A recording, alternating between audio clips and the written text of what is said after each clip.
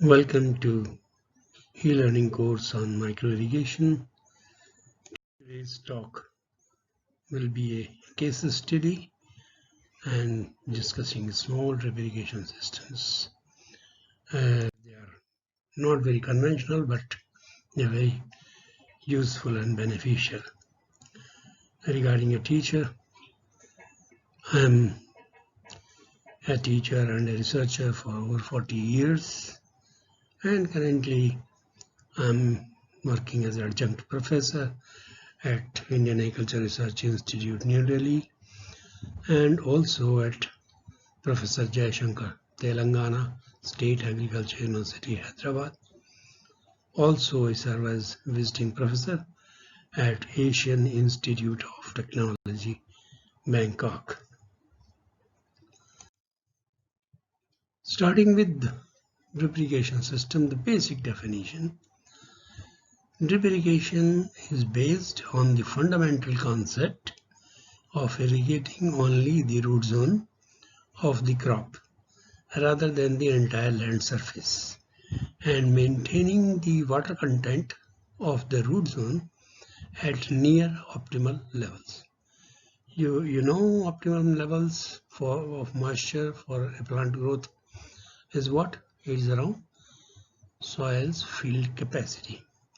So whatever way you irrigate only the root zone and then maintain that moisture level, that is drip irrigation. That comes under the definition of drip irrigation system. Now in this talk, what we are going to include is experience with the pitcher irrigation, and this I will discuss the experiences by one of our institute, Central Soil Salinity Research Institute at Karnal in Haryana state, and then introduction of bucket kits to Alwar farm women, experiences world over with bucket kits, and family drip systems or drop kits, particularly the drum kits project of Jharkhand, and experiences in Tanzania with some small drip systems, and experience of Kenyan Agriculture Research Institute with the small and drip systems and low-cost drip irrigation systems. So let's start with pitcher irrigation. And pitcher irrigation. A pitcher, what is a pitcher? A pitcher is an earthen pot, unglazed, for storing water, and since it is earthen, it has a little porosity and the water can move out very slowly out of it under the gradient. If it is left in open, then from the environment, the dryness of the environment, the water moves out. Or if it is placed within the soil, then the metric suction in the soil lets this water comes out of it, and that irrigates. Now it's been appropriately named as pitcher irrigation because the main component here is pitcher. An unglazed pitcher, it could be 5 to 8 liters capacity, or it could be whatever capacity available locally that can be used.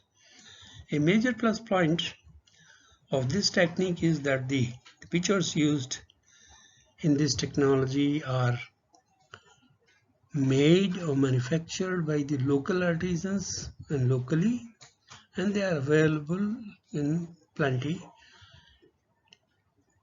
at quite low cost.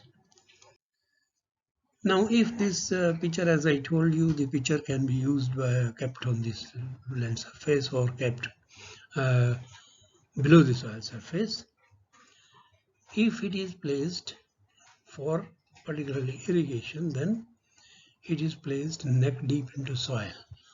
And how is that done? You can just see the soil is removed for almost the size of the pitcher, and the pitcher is set there, and it is filled up with the soil back from all around up to the neck of the pitcher. Here is some depiction of the movement of water from the picture. In the pictures that you are seeing, there is a white at the center corner. It is the location of the picture, and then the blue zone just adjacent to the picture shows the highest moisture content, and as you go further, the different colors shows the different moisture contents, but continuously reduced from the value of what the blue band has. So the soil moisture, you can just see the scales are given, and soil moisture can be up to this area, covering up to 40 centimeters from the center of the picture horizontally, and if you talk vertically, the water could go even up to 65 to 66 centimeters below the picture.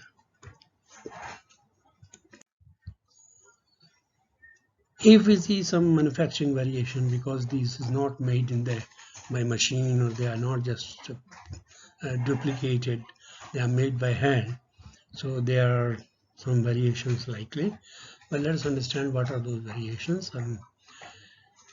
If you take the depth in centimeters, it ranged 22.5 to 26.5 centimeters. A mean value is taken 24.32, and the coefficient of variation is not much, it is 3.9%.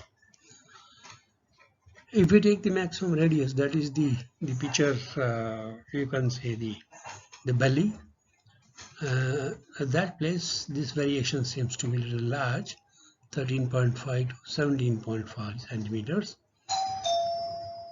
A mean is 15.38 centimeters, and the coefficient variation is 5.3%.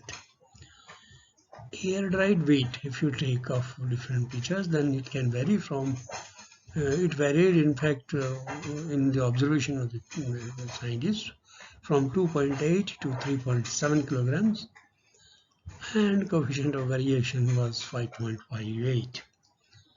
If you see the capacity in liters, the capacity varied from 8.2 to 11 liters, with a coefficient of variation slightly larger, 7.62. And water absorbed in 36 hours, that perhaps is slightly more coefficient of variation, around 13.6. But if a large number of pictures are used and observations taken, then this variation will definitely be minimized and will be reduced. Now, if the picture is to be used for irrigation, then the figure that you are seeing in each circle, there is white circles in the center. This white circle in the center indicates the picture location, and then the outer boundary of the outer circle shows the moisture distribution or moisture front advance flow around the picture.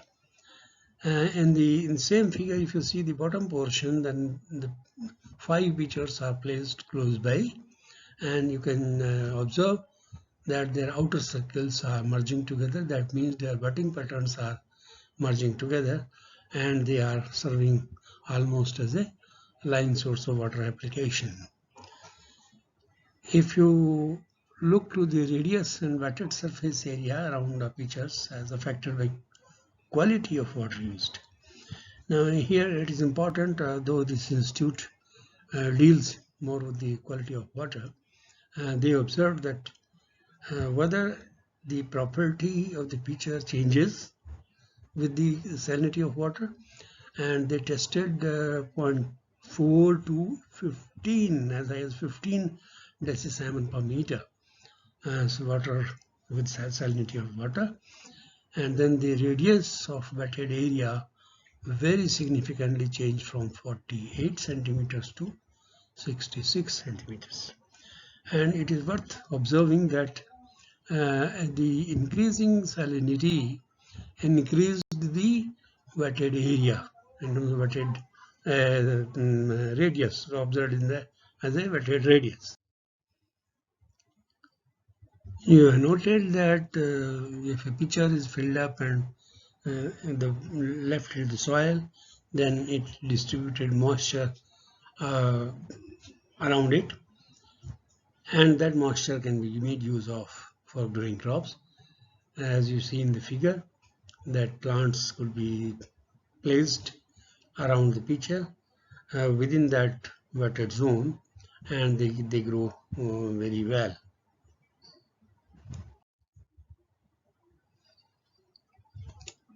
If it comes to see the how much water is really gets lost from the pitcher, new pitchers particularly, and what is the influence of the salinity of irrigation water on that, then this is the information given here, that water quality again increasing from 0.4 to 15 decisiemens per meter, from 0.4 to 4, 8 and 12 and 15, the 5 values of water quality in terms of decisiemens per meter. And then the water loss in milliliters per day per pitcher. You see that loss is from 664 to 776. So here also you can see that more the salinity, more is the movement of water out from the pitcher out to outside, and more is the loss. And remember one thing more, that if you take a pitcher and then fill it with the saline water, then you can find a scaling of salts around the pitchers. But when the pitcher is buried in the soil up to this neck deep and then filled up with the saline water, then that scaling doesn't happen and the salt moves along with the outer periphery of the boundary or the wetted surface, and the pitcher, the transmissibility or the movement of water through the pitcher remains same, and that adds to the life of the pitcher that we'll be discussing when it comes to life. Let's see moisture distribution around pitcher. Again, as a function of distance, and then filling schedule. Filling schedule means if you fill it daily, or if you fill it on alternate day, or if you fill it on third day, every third day, does it make any difference? Here we are taking two extremes of the water quality, 0.4 and 15 in all the three cases, and then the distance from pitcher we have taken 20 centimeters and 30 centimeters, and 4 different depths range the observations were taken: 0 to 7.5, 7.5 to 15, 15 to 22.5 centimeter, and 22.5 to 30 centimeters. The table indicates that as you increase the salinity, as you take the salinity from 0.4 to 15, the lower depth, 0 to 7.5, the moisture content varies from 20.5 to 19.9. But at the same depth, at 20 centimeter distance, if you do it alternative filling, then the moisture distribution, moisture content at these distances is 19.9 to 16.2. It is covering much lesser area now.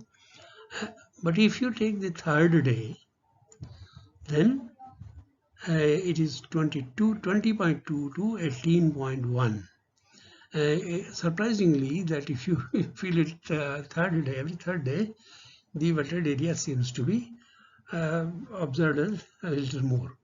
And though proper justification and verification and validations are may be needed for this particular thing. But these are the observations taken by our scientists there, and that's what I am reporting here.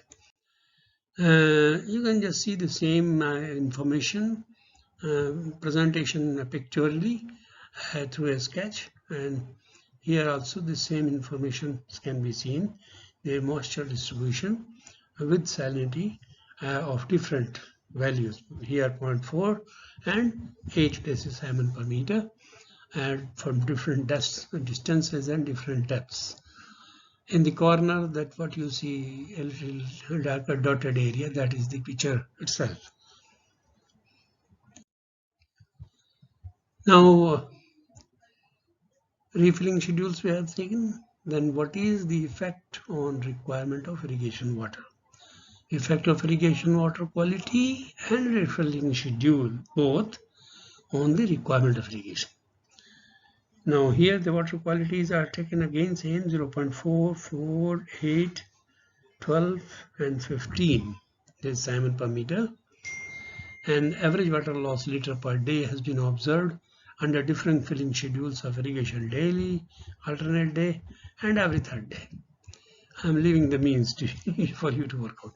Now you can see if it is irrigation daily, then different salinity, as you increase the salinity, the average water loss is increasing from 1.6 liters per day per pitcher to, it keeps on increasing 2.4, 2.3, 2.5, 2.4 and liters per day. So in a trend, if you want to see the trend is that the water loss per day per pitcher keeps on increasing with the increasing salinity of water.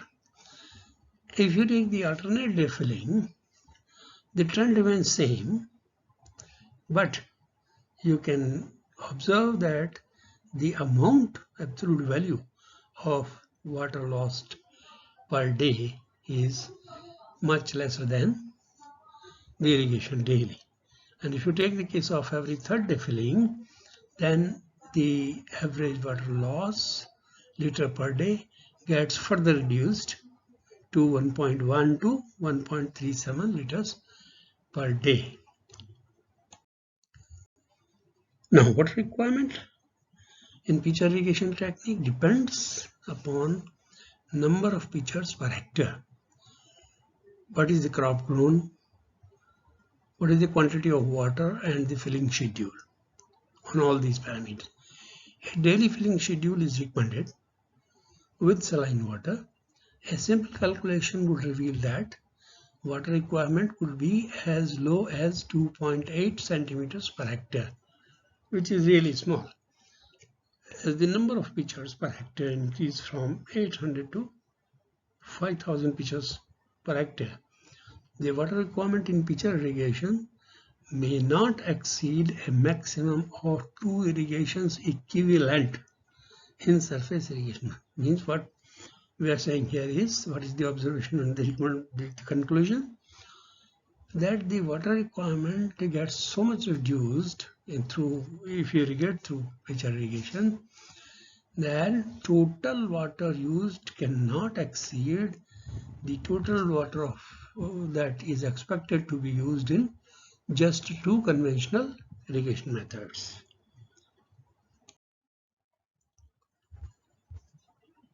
Now some observations about the crop yields under pitcher irrigation, and of course under different salinity ranges. But here what I am showing you here is one particular salinity 0.5 TS per meter. And then you can observe that yield kg per pitcher: watermelon 11.3, muskmelon 7.4 kg per pitcher, bottle gourd 21.5 kg per pitcher, bitter gourd 7.5 kg per pitcher, rich gourd 4.5 kg, cucumber kakdi, which is in Hindi it is called kakdi, is 14 kg, tomato 5.8, cauliflower 5.2, brinjal 5.1, cabbage 4.8, radish 8, and grapes even 3.5 kg per pitcher. And for grapes, we also had the observation that how the growth of the plant is related to that and how it affects. Then salinity of irrigation water, if you see in the first column, same 0.5 to 14, and if you take the distance from the pitcher, 2.5 centimeter fixed for all the cases, daily irrigation, alternate day irrigation, everyday third irrigation. Height of the grapevine, how the height of the grapevine changed in centimeters under different filling schedules, you can see, and the values range from 36 centimeters to 16 centimeters. They come down in every third day irrigation. It could be, and with the high salinity, it could be as low as 16 centimeter, whereas with the 0.4 salinity, there is minimum salinity or fresh water almost. On daily irrigation, it could be as much as 36 centimeters in 3 months' time. These are observations when this increase in the height of the grapevine is in 3 months duration. This is the salty distribution in pitcher irrigation with saline water is influenced by distance and water salinity. It may be observed that as you go further, the salinity is reduced. It is 0.5 here, this is 1, this is 2. So it will keep varying along in the waterfront, and the management will require a separate strategy for handling the salinity in longer run with the soil. If you see the root behavior, roots have a very simple property that plant roots go in search of water. So you make the water available to a plant in one corner, all the roots are likely to just move over the time into that corner. But if you take a picture, since the water is spread all around almost uniformly, so the roots grow quite profusely within all around the pitcher. We were discussing earlier what could be the life taken of the pitcher, because if it is for use for irrigation, it's not a day's job, it is a long-term process. Then unlike surface placed pitchers where evaporation surface the pitcher wall, buried pitcher transmit the water into the soil, and pitcher wall does not act as an evaporative surface. And as I told you, the salts do not accumulate on the surface if the pitcher is buried. Thus, no salts get accumulated on the pitcher wall. There is no loss of flow even after 10 seasons of use. That is the observation. So up to 5 years, the transmission through the pitcher wall is almost maintained, and the life could very simply easily could be taken as 3 to 5 years, which seems to be quite okay. And this is 3 to 5 years when we are taking into account some breakages and some losses of pitchers because of several parameters in the field.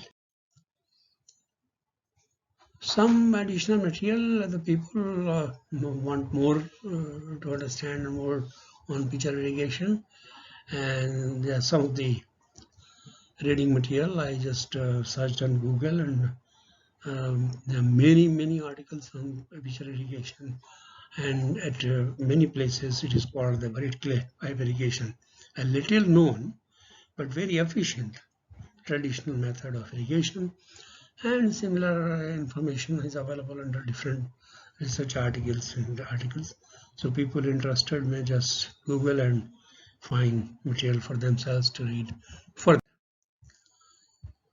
If we look to the variants of pitcher irrigation, there are slightly improvements or changes or the variations made by different people.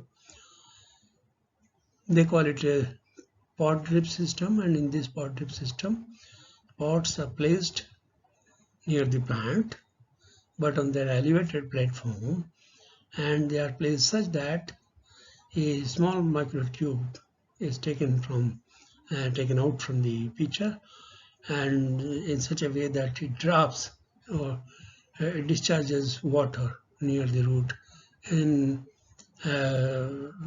drop by drop or CP format. The other is a siphon irrigation. In the pitcher, a small hole is made in the neck of the pitcher, and a microtube is pressed through it.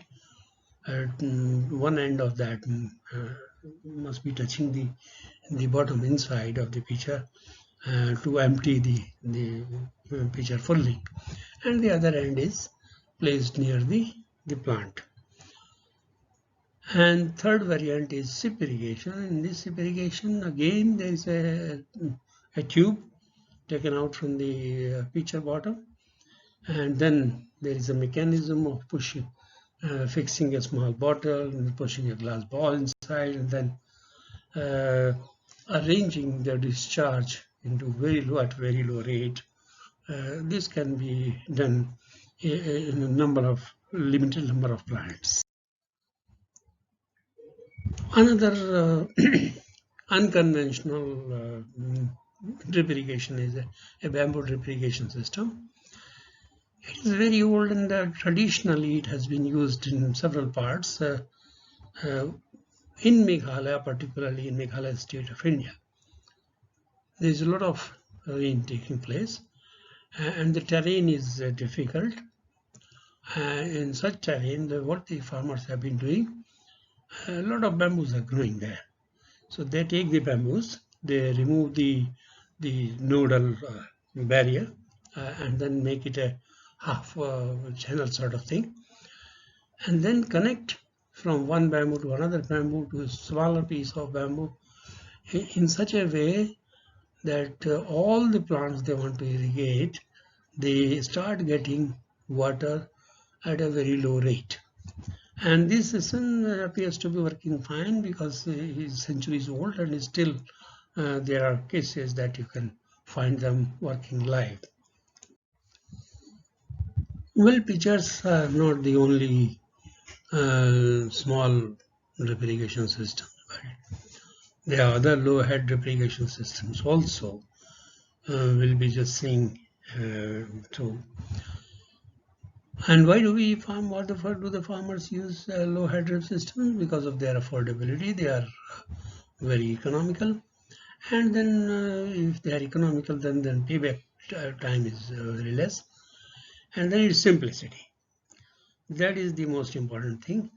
And the main observation is that low head drip irrigation systems, the over sophisticated and over engineered control elements used in the conventional drip irrigation systems are minimized, and these low drip systems are very simple, rustic, and they do not have these all over engineered controls in this particular system. Yes, of course, there's a lot of water saving in low head drip systems also. Labor saving definitely is there, as in the case of drip irrigation system. And then low cost, that is important, and simple to install. The farmers are really particularly they are interested in simple things, and they don't want very complicated gadgets on their field. Many of them, because they are very small farmers and they just don't want those complications around. And for small farmers, they are profitable. But they have certain limitations, that they are less flexible. There can't be many changes in terms of emitter spacing and other things. And they can be easily punctured by sharp objects. That is another limitation. Uniformity is a casualty, because achieving very high uniformity in low head drip systems is not possible. And non-uniformity of emitter discharges along the lateral or in the entire field, that leads to the non-uniformity of that. And then other is the important thing is the insecurity. That very small farmers, for them this is an asset, and they always have a fear that somebody might steal or some theft could happen, and they could incur the loss. If you look to the simple gravity fed drip irrigation systems, They enable substantial large cross section because the pressure is low. So even for smaller discharges, the conduit size is large, and lower drip rate means because the drip rate will be low, pressure is low, so drip discharge will be low. And low discharge says that the same amount of water could be distributed over a large area, and it also enables use of lateral produced from a very thin but still strong plastic pipe, and optimal growing condition can be achieved because the very low drip rate enables round the clock irrigation at peak season. Particularly in hilly terrains, you may have seen hundreds of water streams, small size water streams, and if they can be made use of and made some storage somewhere and then use it for gravity. So in those areas which are where the electricity and taking the diesel or anything is difficult, a simple gravity fed system could be installed, and they could perform well. They could be, the small farmers could be benefited. See a simple example, I think you will all understand, but just to refresh yourself, if estimate the pressure at different points A, B, and C, D in the following figure of pipes due to gravity, and if the field is having 1.2% slope, length of pipe is 500 meters. So what are the pressures available at point A, B, C, D? A is just the source, and B is 120 meters far, and from B, C is 200 meters, and from C is 180 meters D. Total pipe length is 500. You all understand it's simple to calculate. What is the 1.2% slope is given. So 1.2% slope means in 500 meters, how much will be the vertical interval? Yes, 6 meters. And similarly, you can have at all other places without really stressing yourself. If you take point A, pressure is 0. But what is the actual operating head is H. So capital H is the total pressure. Come to point B. B is 120 meters far, and if 1.2% slope is there, then vertical interval is 1.2 multiplied by 120 by 100. This is 1.4. So 1.44 plus H. That is the operating pressure available at point B. If you come to point D, it is 0, 1.44, between B and C 2.4, and between C and D 2.16, as 6 meters. So the total head available at the point D is. Bucket kits are the simplest and the smallest drip systems that fall under low head category, and different agencies have standardized their bucket kits for different specific uses. This is WDC model, and under this model we have an irrigation system of irrigating 20 to 100 plants with a bucket, maybe 10 to 15 liters capacity. And WDC has standardized the head as per the head available, or as per the head that it can be created. What should be the capacity of the tank? And with that particular source of water, how much area can be covered? And what would be the approximate cost of this?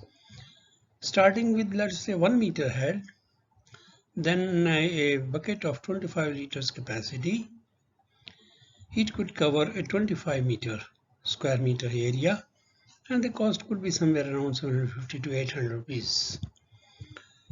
Similarly, if you take, if there is a possibility of creating a head of 4 meters, then you can use a tank of 1000 liters capacity for covering an area of 600 square meters at a cost nearing about 25,000 rupees. That means around 300 US dollars. Now this is again the another version of bucket kit. This is standardized by IDE, International Development Enterprises, and they have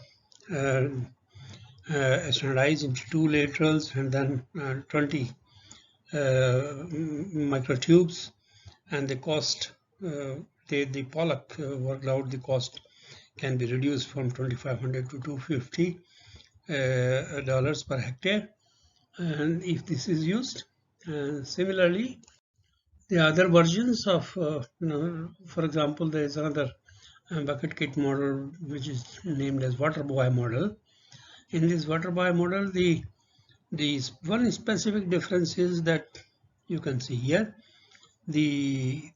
instead of bucket or drum, a bag is used to store water and to make it more economical. Rest of it is similar to any other bucket kit. And this is SMVelo Eco Campus model. Here specific 20-liter buckets are used, standardized to 6-meter long, fitted with around 20 microtubes, and 1 millimeter diameter microtube they use, and it can irrigate 80 to 100 plants. So they have standardized this is one bucket kit. Another, so each bucket kit is a separate unit, and they have standardized and they call it their own bucket kit. Then there is a Chapin model. It's world over, it's quite popular, and you can just see there the specific difference is that it has got 2 buckets and this one stand. And what they say that these Chapin kits are already in use in more than 70 countries, and their popularity is still steadily growing. Why they are becoming popular? Because for very small farm holders, or for the kitchen gardens, backyards, these systems are very good for growing vegetables.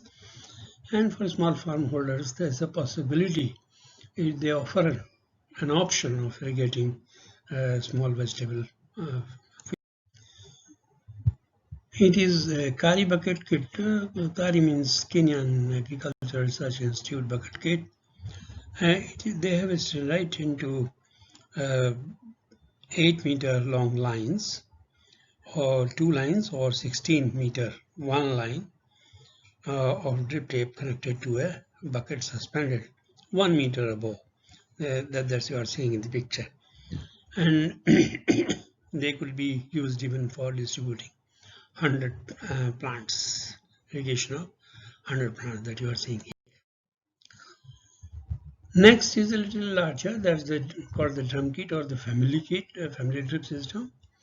Is an extension of bucket kit, and conceptually a drip kit can be used to irrigate up to 500 vegetable plants with just one drum of 200-liter capacity, and then you can connect it with 5 rows of laterals of either 12 millimeter or 6 millimeter diameter. Different agencies have standardized their drum kits and different specifications. IDE, International Development Enterprise, has developed 3 separate kits for growing different type of crops, including 1 drum kit for vegetables for tomato, chili, okra, another drum kit for horticulture such as papaya, pomegranate, etc., and 1 drum kit for orchards such as mango.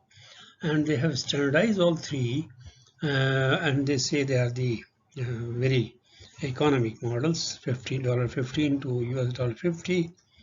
Of course, the cost of the drum is not included, which could be around $60. Our own model, that's the WTC model we have also standardized for 200 to 500 emitters, depending upon the vegetables that is to be grown, and for an area of around 200-300 square meters, which it can cover very easily. you can see the thing here that particularly the height of the water supply, if you take from 0 to 4, then the area irrigated keeps increasing like this, and uniformity also is maintained 80 plus percent. The similar drum kit, the people call it a jugaad, replication jugaad, is very popular in Jharkhand, and this name is given by the Netafim company, and they have come up with this particular project to irrigate around 1000 square meter with one unit. And one scheme under the Jharkhand state, Swarna Jayanti Gram Swarojgar Yojana. Under this scheme, a very large number of such units have been distributed or installed in the field of the very resource poor tribals, and they are taking advantage of it. And then Japan has got into it, and Japan Overseas Development Agency has given a grant of several hundred yens, several million yens for promoting it among the rural tribes or the tribal people for improving their livelihood.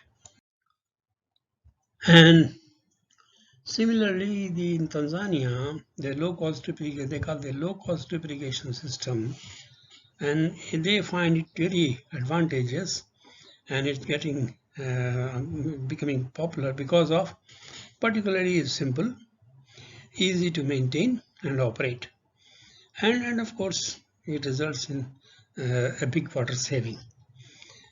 They also have observed that it gives you the benefit in terms of yield, increased yield, and water saving. And you can see the under low-cost replication system and the conventional replication system, the comparison, you can see they are almost at par.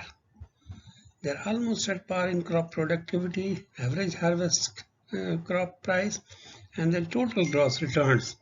Even in total gross returns, they are almost at par. So the low-cost drip system in Tanzania has been reported to be as efficient and as paying, as beneficial as any conventional replication system is, though it is simple to operate, very easy to install, and very easy to maintain. Well, the new concept is of adding solar powered drip irrigation systems for small farmers, and in India is the new thrust by the government for really taking the drip irrigation to remote areas where electricity network may not be available, and if you operate drip irrigation system with diesel, it definitely is very costly affair. So this scheme is gaining popularity. But I think before I close today's presentation, I would like to mention that we really tried to push in a real case our bucket kits into rural area. We selected an area of district Alwar, Rajasthan state, nearby. Nearby means around 200 kilometers from our place, this is New Delhi. And we were just planning how to introduce drip irrigation into that area. We took a first step of just talking to the farmers and interacting with them. None of them really knew what is a drip irrigation system. This I'm talking about 2010. And then we started interacting with them, training them, and then we brought them to our center, New Delhi, exposed them to different type of systems, showed them the crops grown under different systems, And then it so happened we found that the ladies, the farm women, they are just not participating in any of our activities. We separated out to them. They told we have our own customs that we don't sit with men in groups. So when we said that we would like to show you something, talk to you about something which is really useful to you, they told it is possible only if you arrange exclusively for us, that's for women farm. We decided and we arranged a exclusive training for village women, farm women, and we brought them to our center at Indian Agriculture Research Institute in Delhi. Then we showed them all other our facilities that we have on replication and different crops and all. And we also showed our the bucket kit. It was really surprising that all the women folk, they just were very interested in that bucket kit, and they all asked for it, that can they get a unit each. Of course, it's not very expensive, but we could manage it through our project, and then we gave 1 unit each to all the farm women who had come for the training on micro irrigation. But of course, they rider with the condition that they will all use it and they will not throw it or use bucket as for anything else. They all agreed, and we told we will monitor that. And then we really made our staff to visit occasionally the villages, particularly Sunela and Tilwar, 2 villages in district Alwar, where all these kits, around 27 bucket kits, are given. And we were all very happy to observe that all the kits were being used, some very efficiently, and they were really used for growing vegetables. And all the farm women were very happy, and they told yes, it is a good technique and it could even be used for our regular agriculture. We told yes, that's what we want. It should be used for regular agriculture, but not this bucket kit, but this system becomes slightly larger, and then we'll be discussing that and we'll be introducing with time. And finally, we could really introduce that micro irrigation in that area. That area, I may tell you, is a purely arid area. Water is very limited. Groundwater level is very deep. It can go as high as 150 meters. And then the discharge of the wells that the farmers have is very small, 4 liters per hour to 5 liters, 4 liters per second to 5 liters per second. And then we have to manage, and we can manage their farms very well through irrigation, and that will be taking up in the next lecture when we talk of the case study of small farm holders with small irrigation systems in district Alwar, Rajasthan. But for the day, we close this lecture here, and if you wish to know anything more about any of these things that we discussed today, you can just put those questions in any of the webinars or any of the interactions that we may have during the course, or we may find some other channel of communication for addressing those issues. Thank you very much.